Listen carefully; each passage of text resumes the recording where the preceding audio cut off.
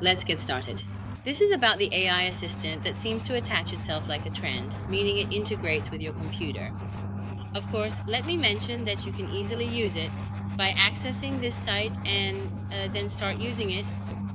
If you want to use it for any software like Revit, Rhino, or SketchUp, you can use it very easily.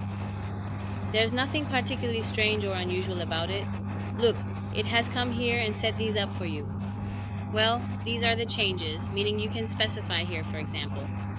As you go further, you'll understand how much it affects the modeling I've done.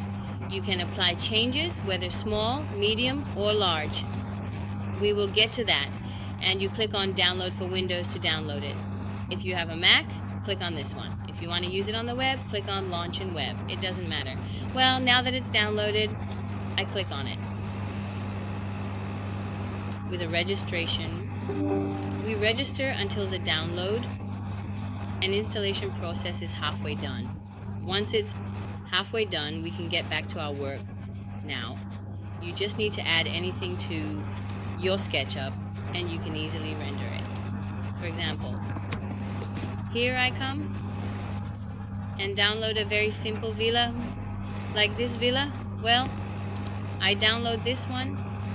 I place it here, alright? Now, it's enough to choose an angle for it, for example here. You just need to click here on the icon for it to open up for you. Here, you can very easily change the height, echelon, and width of your image. You can simply change it from here, or you can just come here and change it. It doesn't matter. You can change the number here or from this section, A's. Then click on Render.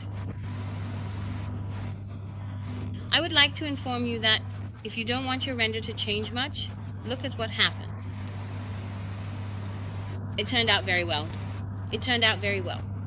If you want your render not to change much with the modeling you've done, and you see it doesn't alter it much, don't increase this number.